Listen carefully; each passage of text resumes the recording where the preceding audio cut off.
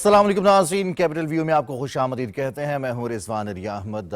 आज की तारीख दिसंबर तो जा रहा है और साल 2025 के इख्तिताम पर पाकिस्तान के दोस्त मुल्क बरादर इस्लामी मुल्क बांग्लादेश से ये अफसोसनाक खबर आई कि साबिक वज़ीर-ए-आज़म पाकिस्तान की दोस्त रहनुमा बांग्लादेश की साबिक वज़ीर-ए-आज़म खालिदा ज़िया 80 बरस की उम्र में इंतकाल कर गईं। तवील अरसे से वो अलील थीं और ढाका में एक अस्पताल में ज़ेर इलाज थीं। आज उनका सुबह 6 बजे के करीब इंतकाल का ऐलान किया गया। बाकायदा उनकी जमात की जानिब से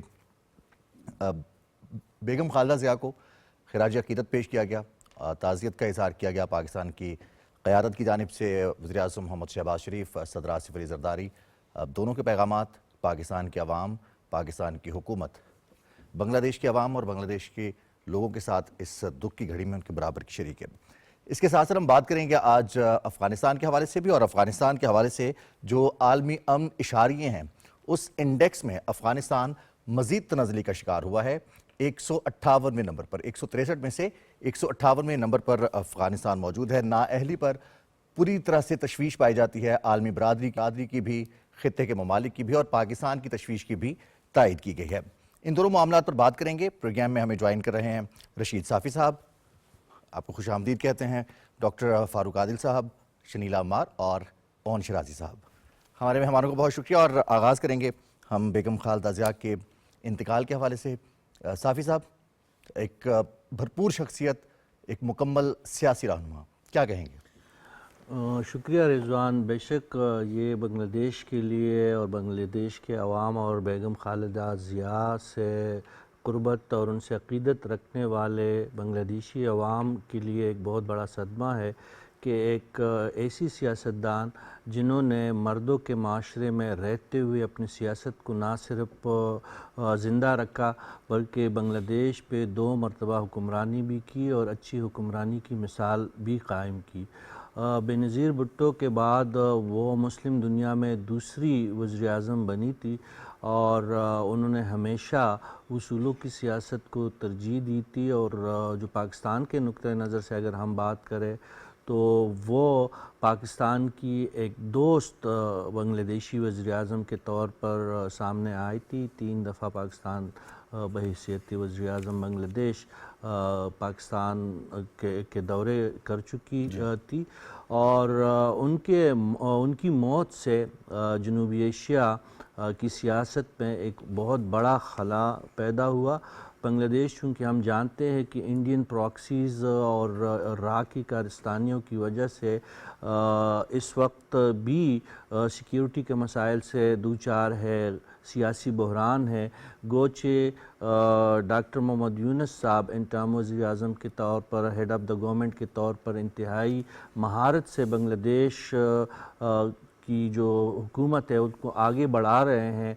लेकिन हाल ही में जो नौजवान शहीद हुए जिनको कहा जा रहा है कि राह ने कत्ल करवाया था और उसके बाद जो सियासी अनारकी पैदा हुई थी, तो तमाम निगाहें बेगम खालिदा ज़िया पे थी क्योंकि अलालत के बावजूद, तवील अलालत के बावजूद उन्होंने बांग्लादेशी अवाम को इस नामसाइद हालात में हौसला दिया था। भारत की कठपुतली वज़ीर-ए-आज़म हसीना वाजिद जब फ़रार हुई भारत, तो उन्होंने बहुत हौसलामंदी के साथ बीमारी के और अदालत के बावजूद बांग्लादेश की सियासत में जो तलातम था उसको संभाले रखा और आने का एक विज़न दिया था। फरवरी में जो आम इंतखाबात होने जा रहे हैं उसमें बेगम खालिदा ज़िया साहिबा ने शिरकत करने का ऐलान किया था, लेकिन कुदरत ने उनको ये मौका नहीं फ़राहम किया, वरना बहुत कम इम्कानात थे कि वो फरवरी के इंतखाबात में ना जीतती। उनके जीतने के बड़े रोशन इम्कानात है। अब भी उनकी जुमात जो है सबसे पॉपुलर जुमात है। जुमात इस्लामी के साथ उनकी सियासी जो उनके जो जब वो हयात थी, अपनी ज़िंदगी के आखिरी लम्हात जी रही थी, तो जुमात इस्लामी के साथ इत्तेहाद करके उन्होंने एक दूरंदेश सियासतदान होने का सबूत दिया है। अब चूँकि उनका बेटा 5 दिन पहले ही बांग्लादेश तशरीफ़ वापस ला चुके हैं, जो जलावतन थे हसीना वाजिद के मज़ालिम की वजह से वो कई बरसों तक बांग्लादेश की सरज़मीन से गायब रहे, लेकिन 5 दिन पहले तारिक रहमान की वापसी बांग्लादेशी अवाम के लिए اب بھی ایک جو ہے امید کی کرن ہے. اور جس طرح سے والہانہ استقبال کیا ان کا، یقینی طور پر وہ خالدہ ضیاء کی محنت تھی یا لوگوں کا وہ پیار تھا اپنی اس عظیم رہنما کے لیے، اور وہ جھلکا اس جلسے میں، اس ویلکم میں جو کہ بنگلہ دیش کے عوام نے جس طرح سے ان کا ویلکم کیا تھا. جی بالکل رضوان، یہ طارق رحمان صاحب جو ہے اب پارٹی کی قیادت بھی کریں گے، اور قدرت نے ان کو بر وقت واپسی کا موقع بھی فراہم کیا. وہ اپنے والدہ سے ان کی ملاقات بھی ہوئی، لیکن ان کی رحلت اب ہو چکی ہے. یہ پاکستان کے لیے بہت صدمے کی بات ہے. پاکستان کے صدر اور وزیر اعظم نے انہی وجوہات کے بنا پر بیگم خالدہ ضیاء کی رحلت پہ تعزیت کا اظہار کیا ہے. بہرحال انہوں نے اپنی 80 سالہ زندگی جو ہے ایک بھرپور انداز میں گزاری ہے. بحیثیت گھریلو خاتون جب ان کے شوہر پاکستان مرحوم جو تھے پاکستان آرمی سے ہی انہوں نے اپنے کیریئر کا آغاز کیا تھا، اور پھر بنگلہ دیش کے قائد وہ بن چکے تھے. بنگلہ دیشی عوام کی قیادت بھی ان کے شوہر صدر بھی رہے، صدر وہ رہے ہیں. ان کے جانے کے بعد، ان کی موت کے بعد، خالدہ ضیاء نے جو سیاسی جماعت بنائی وہ انہوں نے شیخ حسینہ واجد جیسی ظالم جابر ایک جو لیڈر تھی وہاں کی، ان کی جو جماعت تھی، ان کا مقابلہ جواں مردی سے کیا، اور مرتے دم تک وہ جھکی نہیں. اور اس سے یہ بات ثابت ہوتی ہے کہ بینظیر بھٹو صاحبہ نے جس طریقے سے اپنی جان کا نذرانہ موت کی صورت میں قبول کر کے اپنی سیاست کو زندہ رکھا تھا، اسی طرح بیگم خالدہ ضیاء نے الزامات، جیلیں، صعوبتیں، بیماریاں، ان تمام مشکلات کے باوجود آخری سانس تک جمہوریت کا ساتھ دیا. بھارت کی پراکسی اور بھارت کے گندے کردار کو ہمیشہ اس نے بے نقاب کیا، اور اس بات کے ساتھ وہ اس دنیا سے رخصت ہوئی کہ پاکستان جیسے ممالک بنگلہ دیش کے دشمن نہیں بلکہ دوست ممالک ہے. تو ہماری یہی خواہش اور یہی امید ہے کہ ان کا جانشین جو بھی بنے گا، بنگلہ دیش کا حکمران جو بھی بنے گا، وہ بیگم خالدہ ضیاء کی سیاست کو آگے بڑھائیں گے، اور انشاءاللہ پاکستان اور بنگلہ دیش کے بیچ میں جو اچھے تعلقات کا آغاز ہوا ہے وہ اس بڑی شخصیت کے رحلت کے بعد بھی وہ باب بند نہیں ہوگا، بلکہ طارق رحمان اور ڈاکٹر محمد یونس جیسے رہنما جو اس وقت موجود ہے وہ پاکستان کی اہمیت کو ملحوظ خاطر رکھتے ہوئے پاکستان کے ساتھ اپنی دوستی کو مزید پائیدار بنائیں گے. ڈاکٹر صاحب، یہ تو جو موجودہ حالات ہیں، جو اس وقت بنگلہ دیش کے حالات بنے ہیں، اس حوالے سے صافی صاحب نے بڑی مدلل گفتگو کی ہے. جو تاریخ بتا رہی ہے، جو صدارتی نظام تھا اس کو تبدیل کرنا، پھر بنگلہ دیش میں ایک طویل عرصے کے بعد جب الیکشنز ہوئے اس میں کامیابی حاصل کرنا، بنگلہ دیش نیشنلسٹ پارٹی کا قیام اور اس پارٹی میں اپنی جگہ بنانا، یہ خالدہ ضیاء کی ابتدائی کامیابیاں ہیں. بطور لیڈر آپ کیسے ان کو ڈسکرائب کریں گے ہمارے ناظرین کے لیے؟ شکریہ. دیکھیے صافی صاحب نے بڑی تفصیل سے بات کی. میں صرف خالدہ ضیاء کی جو پولیٹکس ہے اس کے چند نکات آپ کے سامنے پیش کروں گا. اس کی روشنی میں ہم جان پائیں گے کہ شیخ مجیب کے بعد خالدہ ضیاء کی آمد اور ان کے شوہر کی آمد، ان سے پہلے تو ان کے شوہر آئے تھے جنرل ضیاء الرحمان، اور ان کے بعد پھر یہ آئیں، تو اس میں کیا تبدیلی واقع ہوئی بنگلہ دیش میں، اور اس کے علاوہ پاکستان کے ساتھ تعلق باہم جو تھا اس کی نوعیت کیا بنی. دیکھیے جب 71 کے جو خونریز واقعات تھے جس میں بہت دکھ ہوا ہمیں اور ایک بہت صدمہ تھا اہل پاکستان کے لیے، اس کے بعد جو بنگلہ دیش وجود میں آیا وہاں یہی صورتحال تھی جیسی حسینہ واجد کے دور میں ہم دیکھتے ہیں. پاکستان کے ساتھ ان کا جو رویہ تھا، وہ لوگ جو پاکستان کے ساتھ محبت کا رشتہ رکھتے تھے، یا وہ لوگ جنہوں نے پاکستان کو تقسیم ہونے سے بچانے کے لیے کوشش کی، ان کے ساتھ رویہ بڑا جاں گسل، بہت تکلیف دہ رویہ تھا. لیکن جب بعد میں پلٹ کے جنرل ضیاء الرحمان اقتدار میں آئے اور ان کی جانشین کے طور پر بیگم خالدہ ضیاء اقتدار میں آئیں، تو اس کے بعد یوں سمجھیے کہ بنگلہ دیش کی نظریاتی جہت تبدیل ہو گئی. یہ خالدہ ضیاء ہوں یا ان کے شوہر جنرل ضیاء الرحمان، ان کے آنے یہ ایک تازہ ہوا کا جھونکا تھے بنگلہ دیش میں.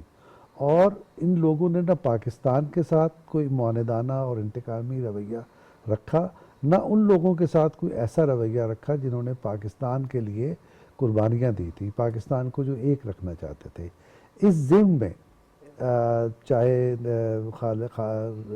خالدہ ضیاء ہوں چاہے ان کے شوہر ہوں، انہوں نے جو ایک انٹرنیشنل لا ہے کہ اپنے ملک کو بچانے کے لیے اگر کوئی جدوجہد کرتا ہے تو یہ غداری نہیں ہے. جی غداری تو دراصل وہ ہے جو کسی ملک کو توڑنے کے لیے کوئی کام کر رہا ہے. تو انہوں نے اس بین الاقوامی قانون کو تسلیم کیا، اور وہ لوگ جنہوں نے پاکستان کے لیے قربانیاں دی تھی، پاکستان کا پرچم سربلند رکھا تھا، ان کے ساتھ کوئی انتقامی رویہ اختیار نہیں کیا. یہ ایک میچور پالیٹکس تھی. اس پالیٹکس میں موجودہ پاکستان کے لیے بھی بہت سارے سبق ہیں جس وجہ سے آج ہم بحران میں پیدا ہو گئے ہیں. اس کے علاوہ انہوں نے پاکستان کے ساتھ کوئی جارحانہ ڈپلومیسی، تلخ ڈپلومیسی، اس کو بھی انہوں نے نہیں اختیار کیا. جی اور پاکستان کو علاقائی شراکت دار کے طور پر ہمیشہ اہمیت دی، اور قریب تھا کہ پاکستان کے ساتھ کوئی اسٹریٹجک الائنس وجود میں آ جاتا خالدہ ضیاء کی زیر قیادت بنگلہ دیش میں. اور پاکستان اور بنگلہ دیش میں جو قربت ان کے زمانے میں تھی وہ بہت عرصے کے بعد جا کے اب دکھائی دے رہی ہے. جی تو یہ معاملہ. دوسرے کشمیر کے معاملے پر بنگلہ دیش، خالدہ ضیاء کا بنگلہ دیش ہمارا ہمیشہ پاکستان کے ساتھ اسی طرح کھڑا رہا جیسے آج ہمیں ترکی دکھائی دیتا ہے، دیگر عرب ممالک اور مسلم ممالک دکھائی دیتے ہیں.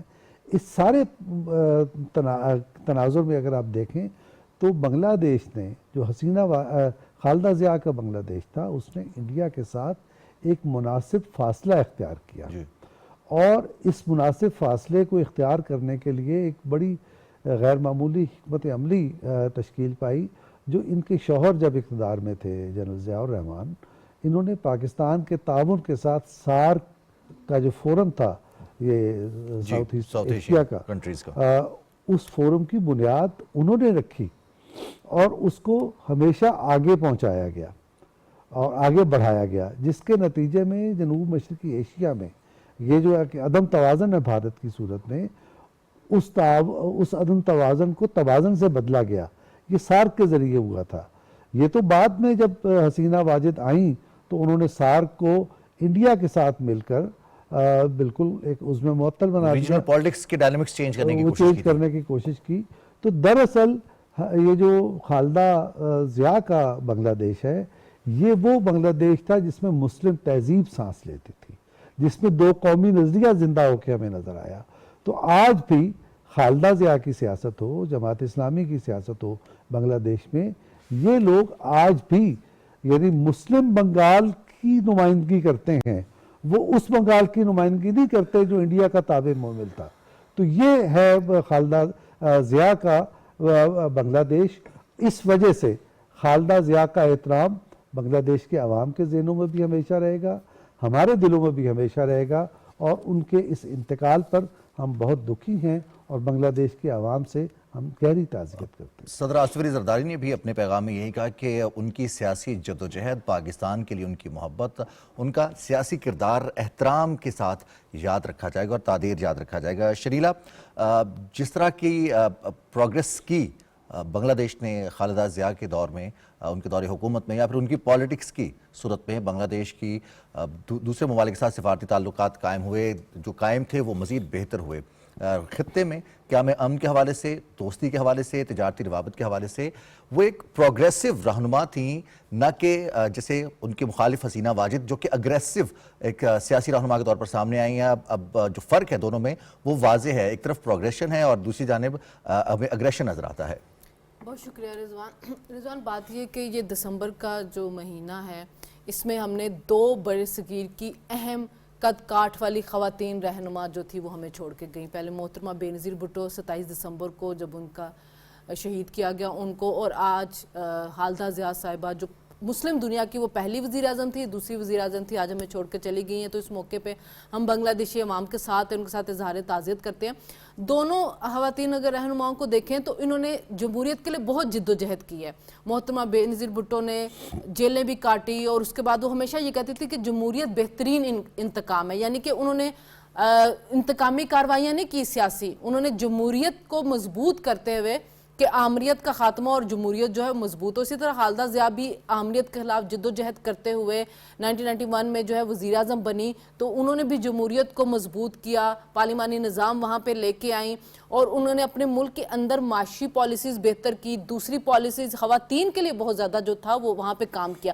آپ ابھی کہہ رہے ہیں نا حسینہ واجد سے ان کا تقابل کریں, دیکھیں ان کے دور کے اندر میڈیا کی آزادی تھی, سیاسی پارٹیوں کو سیاست کرنے کی آزادی تھی, اور حسینہ واجد کا دور ہم نے دیکھ لیا ہے کہ خالدہ ضیاء صاحبہ کے خلاف مقدمات بنائے گئے, انہوں نے جیلیں بھی کاٹیں, ان کے سیاسی انتقام کا نشانہ بھی بنتی رہی, جبکہ خالدہ ضیاء کا دور یہ نہیں تھا. خالدہ ضیاء کے دور میں اوپننس تھی کہ آپ سیاست بھی کریں, میڈیا کو بھی آزادی تھی, پارلیمنٹ کو مضبوط کیا گیا تھا, خواتین کے لیے بہت زیادہ انہوں نے کام کیا کہ خواتین کو انہوں نے پرموٹ کیا کہ آپ سیاست کے اندر آئیں, سیاست میں اپنا رول ادا کریں. عوامی نمائندگی ان کو کافی زیادہ دی گئی, ان کے لیے اسکالرشپس لے کے آئیں, ان کو مائکرو اکنامکس پروجیکٹس شروع کیے گئے کہ ان کو قرضے دیے گئے کہ وہ اپنے اسمال بزنس جو تھے اس کو شروع کریں. پھر وہ پراکسی نہیں بنی کسی ملک کی, جس طرح کہ حسینہ واجد تھی کہ انڈیا کی پراکسی بن کے پاکستان کے ساتھ جو تعلقات انہوں نے خراب کیے. جو خالدہ ضیاء تھی انہوں نے لوگوں کو جابس دی, جبکہ حسینہ واجد کو آپ دیکھ لیں کہ وہ اپنی کوٹا سسٹم تھا جس کے خلاف وہاں پہ پھر احتجاج ہوا, اور ان کی پالیسیز کے خلاف, ان کے مارشل, ایک طرح سے اس کو ہم سیاسی مارشل لا ہی کہہ سکتے ہیں, سیاسی ڈکٹیٹر کہہ سکتے ہیں جو حسینہ واجد جو جس طرح اس بنگلہ دیش کے اندر تھے. تو خالدہ ضیاء کا اور ان کا کوئی تقابل نہیں ہے. یہ تو اسی طرح ہے کہ ایک جمہوری بندہ اور ایک ڈکٹیٹر ہو, وہ ڈکٹیٹر تھی, وہ ایک جمہوری لیڈر تھی, اور ان کی ایک جد و جہد تھی جس کو آج ہم سہرا رہے ہیں, ہم یہاں پہ بیٹھے ہیں, ہم اس کے بارے میں بات کریں. پھر پاکستان کے ساتھ جو ان کے تعلقات تھے ان کے دور میں بہت زیادہ جو تھے پاکستان کے تعلقات میں بہتری آئی تھی. وہ کسی انتقامی کارروائی میں نہیں پڑی, انہوں نے کوئی نیگیٹو پروپیگنڈا نہیں کیا, وہ ایک مثبت کردار ادا کرنا چاہتی تھی, اور انہوں نے تعلقات میں وہ بہتری لے کے آئی. اپنے ملک کے لیے انہوں نے جو تھا کہ کام کرتی رہی تھی, آج بھی ان کی عوام ان کے اس وجہ سے ان کے ساتھ ہیں.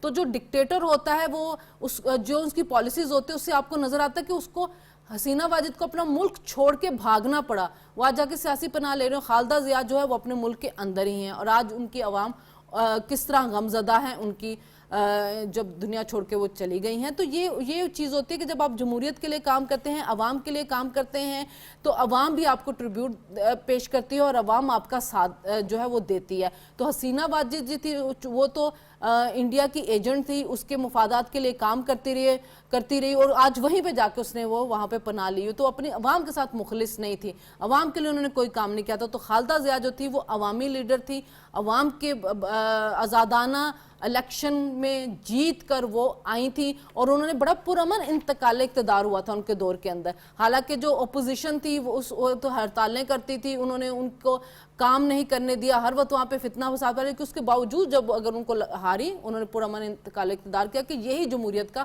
حسن ہے, کیونکہ ان کی سٹرگل تھی اس کے لیے. تو آج جہاں پہ بنگلہ دیشی عوام جو ہیں وہ افسردہ ہیں, پاکستانی عوام بھی ان کے ساتھ ہیں, ہم بھی افسردہ ہیں کہ آج ایک بہت عظیم خاتون رہنما جو ہے وہ دنیا چھوڑ کے چلی گئی. شیرازی صاحب, جس طرح سے ڈاکٹر صاحب نے بات کی تھی کہ سیاستدانوں کے لیے جو ان کی جدوجہد رہی خالدہ ضیاء صاحبہ کی, وہ اس میں بہت سارے اسباق موجود ہیں مستقبل کی سیاست کو پیش نظر رکھتے ہوئے بھی, کہ آپ نے سیاسی راستہ کیسے بنانا ہے, آپ نے سیاسی جدوجہد کیسے کرنی ہے. دوسری جانب حسینہ واجد جو کہ گفتگو سے واضح ہوتا ہے, ان کے اپنے جو اعمال رہے ہیں, جو ان کے بیانات رہے ہیں, جو ان کی پالیسیز رہی ہیں, اس سے واضح ہوتا ہے کہ جیسے مودی کی ہندتوا پالیسیز چلتی ہیں, بنگلہ دیش میں بھی کہیں نہ کہیں اس کے اثرات نظر آتے تھے. اقلیتوں کی آواز دبائی جاتی تھی, جو سیاسی طور پر مخالفت کرتے تھے ان کو دبایا جاتا تھا, وہ لوگ جو پاکستان کی حمایت کرتے تھے ان کو پھانسی گھاٹ تک پہنچایا, تختہ دار تک پہنچنا پڑتا تھا. تو اب سیاسی رہنماؤں کے لیے ہم اگر بیگم خالدہ ضیاء کی جدوجہد کی بات کریں تو ہم کیسے وہ اسباق حاصل کر سکتے ہیں سیاسی رہنما کے لیے, اس میں کون کون سے پیغامات ہیں؟ دیکھیں, جانا تو ہر شخص نے ایک دن ہوتا ہے, لیکن سیاستدانوں کا, اور خاص طور پہ اس کیلیبر کے سیاستدان جن کا نہ صرف ملکی سطح پہ بڑا نام ہوتا ہے بلکہ عالمی سطح پہ بھی ان کو سراہا جاتا ہے, ان کا دیکھا جاتا ہے کہ وہ سیاسی وراثت کیا چھوڑ کے گیا. سیاسی وراثت اگر آپ خالدہ ضیاء صاحبہ کی دیکھیں تو ان کے جو بیٹے 17 سال بعد جلاوطنی کے بعد واپس آئے تو کس انداز میں عوام نے ان کو ویلکم کیا، ان تمام تر ہتھ کنڈوں کے باوجود جو پچھلے جب تک یہ رجیم رہی اس حسینہ واجد کی، اس رجیم نے جو اس پارٹی کے خلاف اٹھائے تھے۔ اس کے ساتھ ساتھ مجموعی طور پہ خالدہ ضیاء صاحبہ کی سیاست دیکھیں تو سیاست برائے ترقی ہمیں نظر آئی، سیاست برائے مفادات یا اس کے ساتھ ساتھ سیاست ایک مخصوص گروپ کے ساتھ مل کے یا ایک مخصوص لابی کے ساتھ مل کے، وہ ہمیں ان کی سیاست میں جو ہے وہ نظر نہیں آیا۔ ان کی سیاست میں ملک کے تمام جو اکائیاں تھیں، جو اقلیتیں تھیں، ان کو شامل کیا گیا، ان کو ان کے حقوق دیے گئے، اور اس وقت کی اگر جوڈیشری کی بات کریں، جیسے شنیلا میڈیا کی بات کر رہی تھی، تو تمام آزاد تھی۔ لیکن دوسری جانب اگر حسینہ واجد کا دور ہم دیکھیں تو جوڈیشری جس انداز میں جو بارش لوگ تھے، جو بزرگ تھے، ان کو جو سزائیں پھانسی کی دیتی رہی اور جس انداز میں بھارت کی کٹ پتلی کے طور پہ کام کرتی رہی، تو یہ دو طرح کے کردار ہیں جو آپ کہہ رہے ہیں نا کہ سیاستدانوں کو کیا سیکھنا چاہیے۔ ایک ہی ملک میں دو خواتین ہیں، ایک ہی حالات میں سیاست کر رہی ہیں۔ ایک خاتون وہ ہے جس نے ہر جبر برداشت کیا ہے، ایک خاتون وہ ہے جس کے خلاف بالکل ساتھ سراج پہ بیٹھا ہوا جو ملک ہے وہ دشمنی کر رہا ہے، جو اس کے خلاف پراکسیز کو استعمال کر رہا ہے، جو اس کے خلاف تمام وہ نان سٹیٹ ایکٹرز استعمال کر رہا ہے کہ اس کو چین سے حکومت نہ کرنے دی جائے۔ دوسری خاتون کون ہے؟ دوسری خاتون یہ ہے، وہ ہے جو حسینہ واجد کی شکل میں، جس نے ان پراکسیز کا حصہ بنی، جس نے اس بھارت کی جو منطقی سوچ تھی اس کو پروان چڑھانا شروع کیا۔ تو آج جیت کس کی ہے؟ ایک وہ شخصیت ہے کہ جس کے لیے جو ہے ہر بنگلہ دیش کی آنکھ جو ہے اشکبار ہے، اور ایک وہ شخصیت ہے جس کے لیے بنگلہ دیش کے عوام کا یہ ڈیمانڈ ہے کہ اس کو واپس لایا جائے اور اس کو پھانسی جو سزا ہے اس کی پھانسی پہ عمل درآمد کیا جائے۔ تو میرے خیال میں جو مستقبل کے سیاستدان ہیں اور بنگلہ دیش میں بھی جو سیاست لوگ کر رہے ہیں، ان کو اس سے بہت کچھ سیکھنے اور سمجھنے کا موقع ملا ہوگا کہ جب آپ کسی کے لیے کرتے ہیں یا کسی کی پراکسی بنتے ہیں یا اپنے وطن سے زیادہ جو ہے وہ پرائرٹی کسی اور ملک کا ایجنٹ بن کے دیتے ہیں، تو پھر آپ کی حالت جو ہے وہ حسینہ واجد جیسی ہوتی ہے۔ اور جب آپ اپنی دھرتی کے ساتھ رہتے ہیں، آپ اپنی دھرتی کے لیے کام کرتے ہیں، تو پھر دنیا اور بنگلہ دیش کی عوام اور پاکستان کے عوام جو ہے آپ کو خالدہ ضیاء کے نام جی، اور پاکستان کے ساتھ جو ان کا تعلق رہا ہے بیگم خالدہ ضیاء کا، 2 دفعہ وزیراعظم بنی، 3 دفعہ انہوں نے پاکستان کا دورہ کیا۔ 1991 میں وزیراعظم بننے کے بعد انہوں نے پاکستان کا دورہ کیا، پھر 2002 میں 2001 کا الیکشن جیتا اور 2002 میں اور پھر 2006 میں پاکستان کا دورہ کیا، اور پاکستان کے ساتھ جو تعلقات تھے جن کو بگاڑنے کی بہت زیادہ کوشش کی، بھارت نے اپنی پراکسیز کے ذریعے، نان سٹیٹ اور سٹیٹ ایکٹرز کے ذریعے، مختی باہنیوں کے ذریعے نفرت پیدا کرنے کی کوشش کی۔ اس نفرت کو، اس درجہ حرارت کو کافی حد تک کم کرنے کی جو کوششیں کی گئیں پاکستان کی جانب سے بیگم خالدہ ضیاء کے دور حکومت میں، ان کوششوں سے جو ثمر تھا وہ حاصل کرنے کی کوشش کی، اور پاکستان کی کوششیں، بنگلہ دیش کی کوششیں، کافی حد تک دوریاں مٹیں، قربتیں بڑھیں، لیکن ایک دفعہ پھر حسینہ واجد کے دور میں بھارت کی جانب سے جو ایک بیج بویا گیا تھا نفرت کا، وہ پھر پروان چڑھنے لگا۔ لیکن اب کے بار بنگلہ دیش کے نوجوانوں نے حقیقت کو پہچانا ہے، مفادات کی سیاست کرنے والی حسینہ واجد کو رد کرتے ہوئے انہوں نے اپنی آواز بلند کی ہے۔ پاکستان اپنے اس مخلص دوست کے انتقال پر افسردہ ہے، پاکستان کے عوام بھی، پاکستان کی قیادت نے بھی اس کا اظہار اور کیا۔ ابھی اسحاق ڈار نے ٹویٹ کیا کہ یا صادق صاحب جو ہیں وہ ان کی فیونرل میں پاکستان کی باقاعدہ طور پہ نمائندگی کریں گے، تو یا صادق صاحب بنگلہ دیش تشریف لے جا رہے ہیں۔ بالکل صحیح، ایک بریک لیں گے اور بریک کے بعد واپس آئیں گے تو ہم کچھ بات کریں گے افغانستان کی سیکیورٹی صورتحال، خطے میں بحران اور اس کے ساتھ ساتھ طالبان رجیم میں خواتین کے ساتھ جو سلوک کیا جا رہا ہے، جو انسانی حقوق کی پامالیاں ہو رہی ہیں، جو عالمی اشاریے ہیں، انڈیکس چاہے وہ institute for economics and peace ہو یا پھر گلوبل پیس انڈیکس ہو یا پھر عالمی جریدے ہوں، وہ جو آرٹیکلز لکھ رہے ہیں، جو انکشافات کر رہے ہیں، وہ بہت خوفناک انکشافات ہیں، اور ایسے میں لوگوں کے لیے زندہ رہنا، اپنی ضروریات کو پورا کرنا اور اس سخت موسم میں جینا محال ہوتا جا رہا ہے۔ اس پر بات کریں گے ہم اپنے پروگرام میں ہی، اور صافی صاحب چلیے جی بریک لیتے ہیں، بریک کے بعد واپس آئیں گے تو ہم افغانستان کی صورتحال پر بات کریں گے۔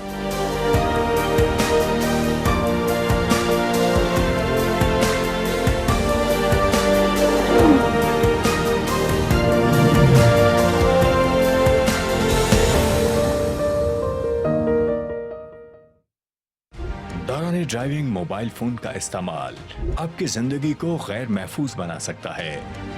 سفر کے دوران अपनी पूरी तवज्जो ड्राइविंग पर रखें। अगर मोबाइल का इस्तेमाल इंतहाई ज़रूरी हो तो गाड़ी साइड पर रोक लें। छोटी सी गफलत से अपनी और दूसरों की ज़िंदगी खतरे में मत डालें। ट्रैफिक कवानीन की पासदारी करें और जिम्मेदार शहरी होने का सबूत दें। मुहतात रहें, महफूज रहें।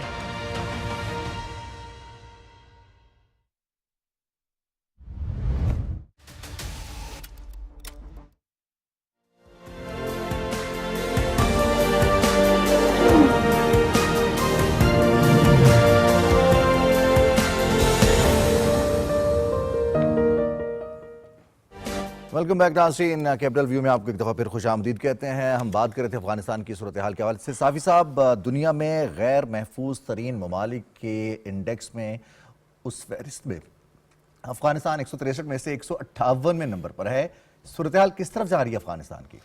रिजवान, सूरत हाल बहुत ख़राबी की जानिब जा रही है और इस हवाले से ना सिर्फ अफ़गानिस्तान के अंदर बेचैनी है, बदअमनी है और माशरती सतह पे एंजाइटी फ़ील की जा रही है, बल्कि अफ़गानिस्तान के पड़ोसी ममालिक भी अफ़गानिस्तान की अंदरूनी सूरत हाल और उनकी अदम तवज्जुही की वजह से बहुत ही मसाइल का शिकार है। स्पेशली पाकिस्तान जो है इन्फिल्ट्रेशन और दरअंदाज़ी के मुसलसल नरगे में है और पाकिस्तान बार बार अफ़गान तालिबान से बराह रास्त भी और अपने दोस्तों के ज़रिए उनको ये पैगाम पहुंचाता रहता है कि अफ़गानिस्तान की सरज़मीन बैरूनी ममालिक के ख़िलाफ़ इस्तेमाल ना हो।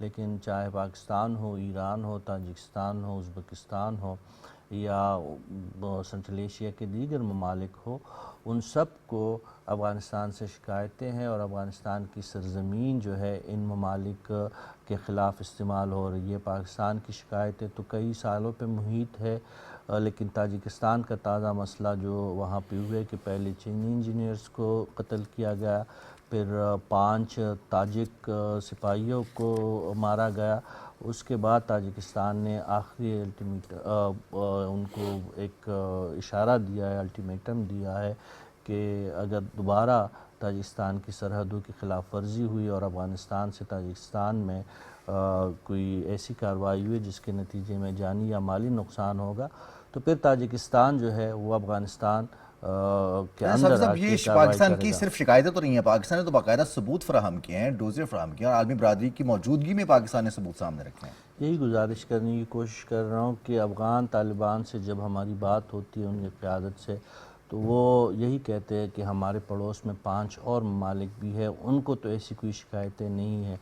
तो अब उसका मैंने थोड़ा सा एक खाका आपके सामने रखा कि ईरान से लेकर उज़्बेकिस्तान तक हर जगह जहाँ जहाँ पे अफ़गानिस्तान के साथ दूसरे ममालिक की सरहदें मिलती है, हत्ता कि चीन को बहुत तशवीश है। ETIM दोबारा सर उठा रहा है, अलकायदा की सारी क़यादत वहाँ पे मौजूद है, चाहे जो अलकायदा के ऑपरेशनल सेंटर्स हो वो अफ़गानिस्तान में कायम है और हमज़ा उसामा जो है वो भी अफ़गानिस्तान की सरज़मीन पे सरगर्म है। ETM का अब्दुर्रहमान हो जो चीन को सबसे मतलूब बंदा है, वो भी अफ़गानिस्तान में पाए जाते हैं।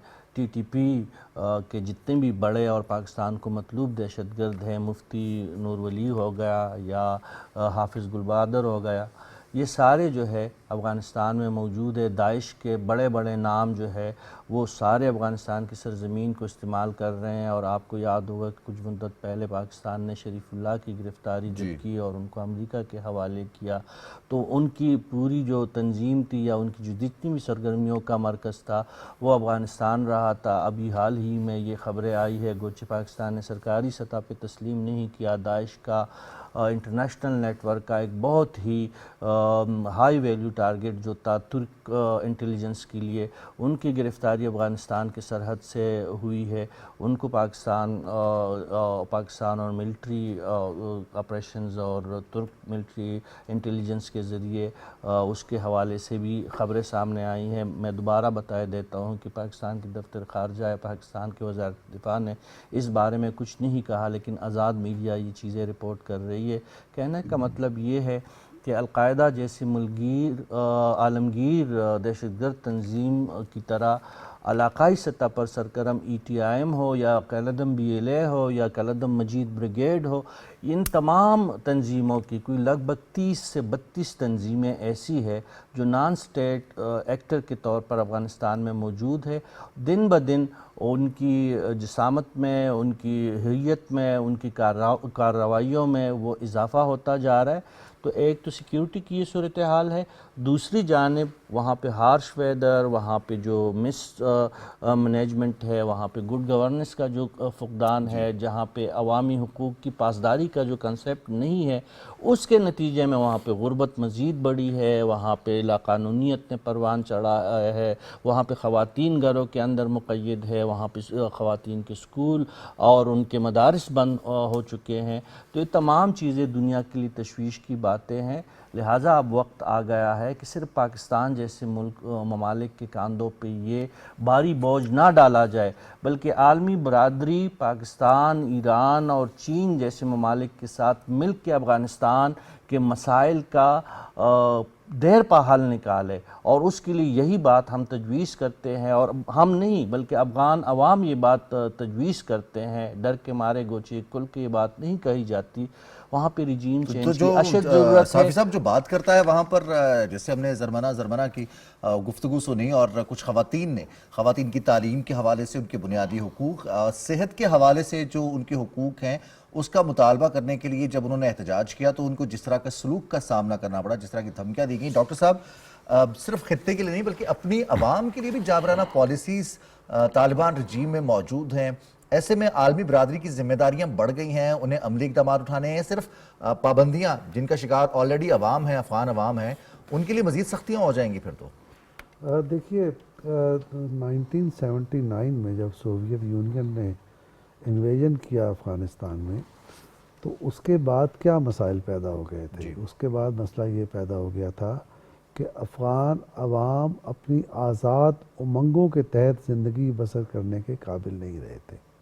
ان کے سیاسی حقوق، ان کے انسانی حقوق، ان کی شہری آزادیاں یہ سلب ہو چکی تھی. اور جو وہاں مسلط کیے گئے تھے کٹھ پتلی حکمران، وہ کسی اور ایجنڈے کے تحت کام کر رہے تھے. نتیجہ کیا نکلا؟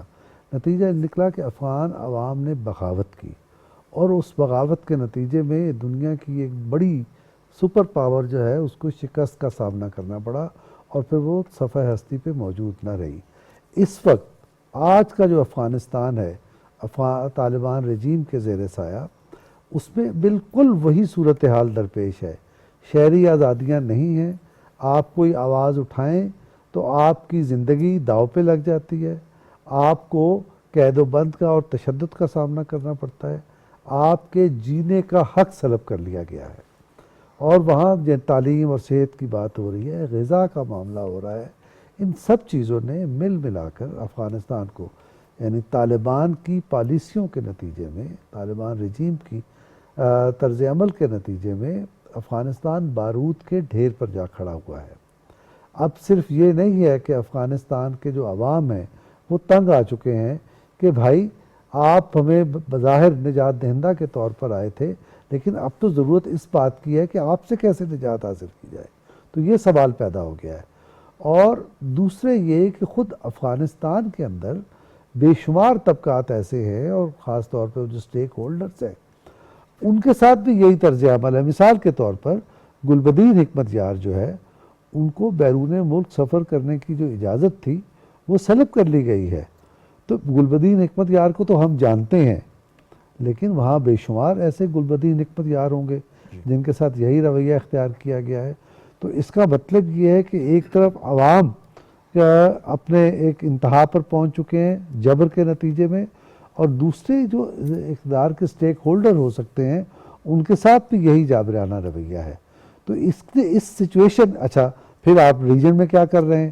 ابھی صافی صاحب نے بتایا کہ کس نے ان کو الٹیمیٹم دیا ہے کہ آئندہ یہ نہیں ہونا چاہیے. پاکستان کے ساتھ مستقل یہ رویہ ہے.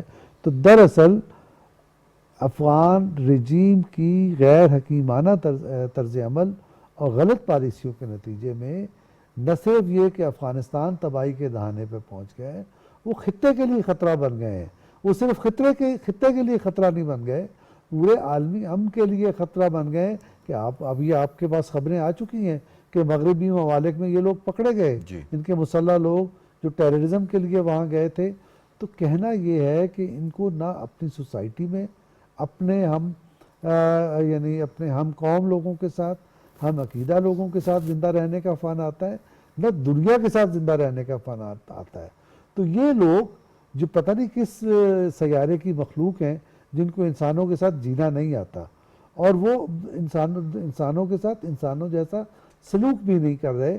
تو اس وجہ سے وہ افغانستان اور یہ پورا خطہ خطرے سے دوچار ہو گیا ہے. تو جتنی جلد ممکن ہو سکے اگر یہ ہوش کے ناخن لیں افغان طالبان رجیم تو اس سے اچھی کیا بات ہو سکتی ہے. ورنہ دکھائی یہ دے رہا ہے کہ افغان عوام اور وہاں کی سیاسی قوتیں یہ زیادہ دیر ان کے مقابلے میں یہ ٹک نہیں سکیں گے اور یہاں تبدیلی آ جائے گی.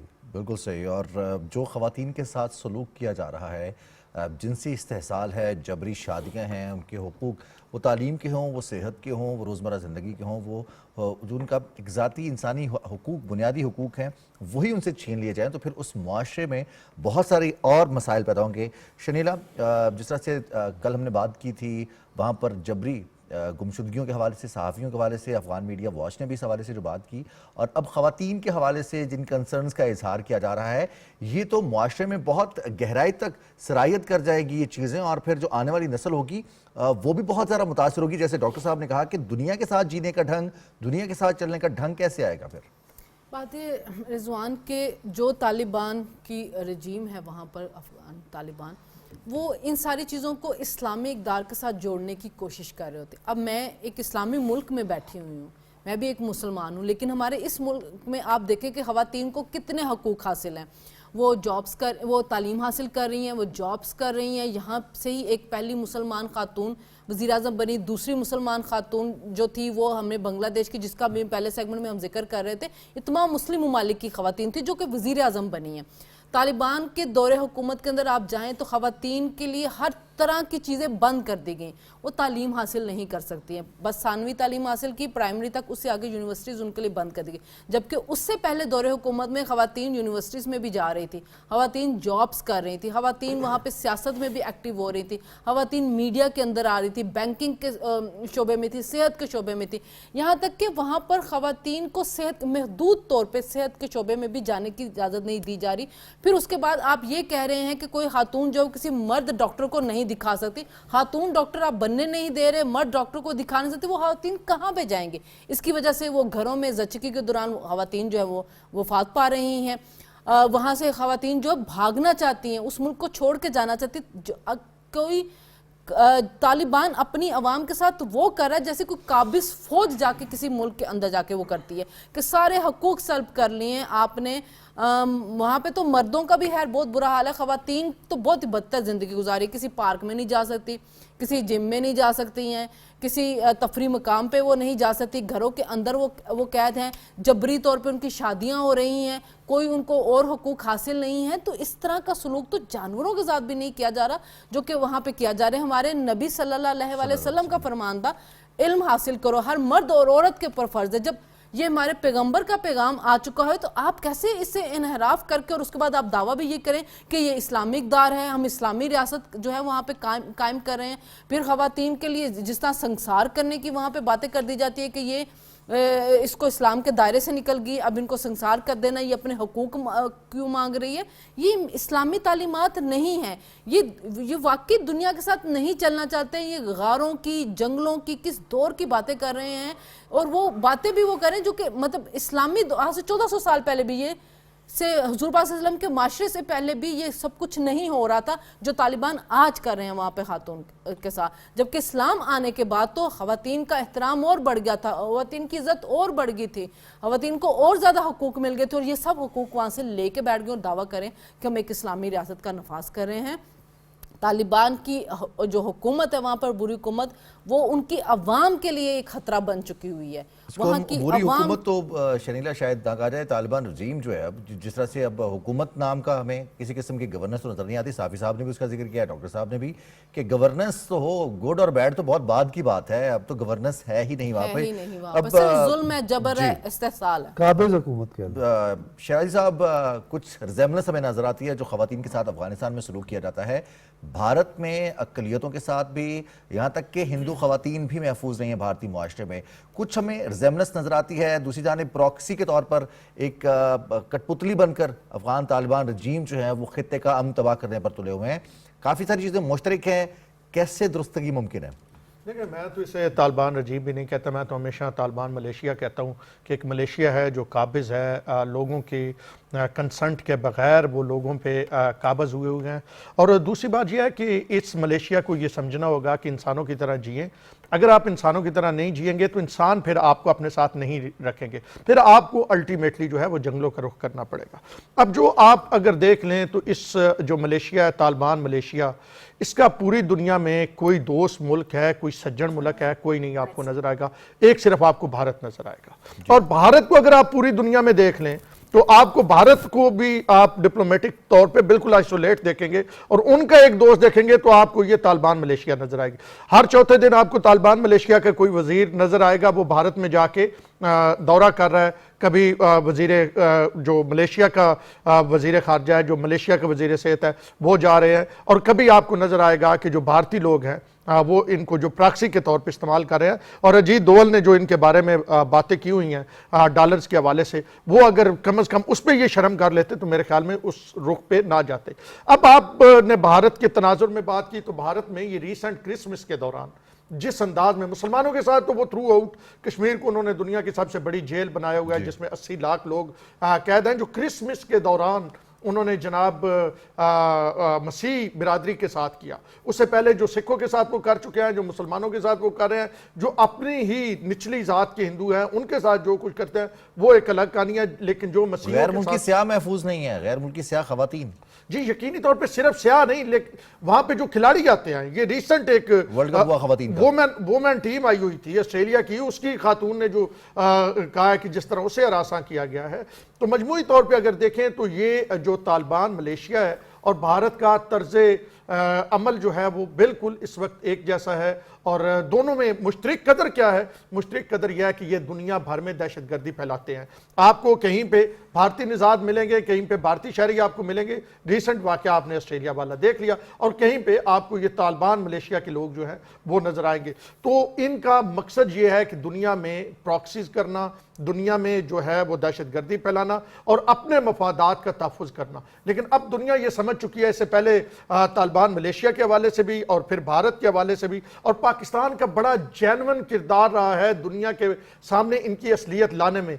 हमने ना सिर्फ डोजियर जो हैं वो भारत के हवाले से दिए, बल्कि तालिबान मलेशिया के हवाले से हमने वो सबूत रखे कि किस तरह ये फितनतुल ख्वारिज को हेल्प करते हैं, या भारत किस तरह फितनतुल हिंदुस्तान को की मदद करता है। तो मजमूई तौर पे कोई दुनिया में दहशतगर्दी होती है तो उसका ठिकाना या तालिबान मलेशिया के साथ मिलता है या अजीत दोवल के भारत के साथ मिलता है। तो अब दुनिया की आंखें काफ़ी हद तक खुल गई हैं। और अगर आप देखें रिसेंट ईरान में जो तमाम मुल्क बैठे, तो वहाँ पे तालिबान मलेशिया का कोई शख्स नहीं गया, क्योंकि उसे पता था कि उसे बड़े सख्त सवालों के जवाब देने थे। और दूसरी जानब मोदी भी, जहाँ पे डोनाल्ड ट्रंप जाता है जिस इंटरनेशनल फोरम पे, मोदी भी वहाँ पे नहीं जाता, क्योंकि उसे पता है कि उसने भीख मांगी थी इसकी जंग बंदी की, जिस पे डोनाल्ड ट्रंप ने जंग बंदी की थी। अपने मुल्क में वो मान नहीं रहा। मोदी अगर ट्रंप के सामने होगा तो फिर उसे मानना पड़ेगा। तो इस वक्त दुनिया में अगर दो मुल्क सिर्फ आपस में ही ताल्लुकात रखे हुए हैं, यानी दो मलेशिया, एक RSS की मलेशिया और एक तालिबान की मलेशिया आपस में ताल्लुकात रखे हुए हैं, और पूरी दुनिया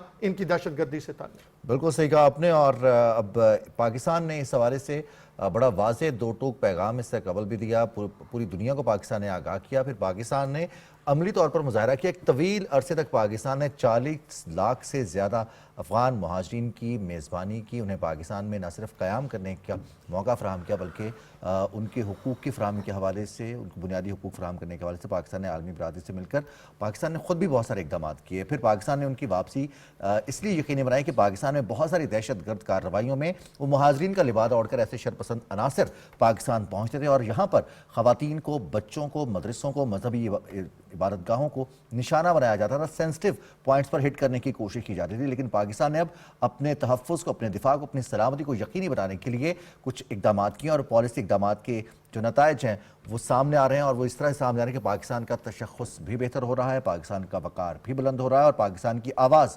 دنیا سن بھی رہی ہے. پروگرام کیپٹل ویو کا وقت ختم ہوا چاہتا ہے. اپنے تمام مہمانوں کا میں شکریہ ادا کروں گا. بہت شکریہ آپ کا. ہمیں اجازت دیجیے. اپنا بہت سارا خیال رکھیے گا.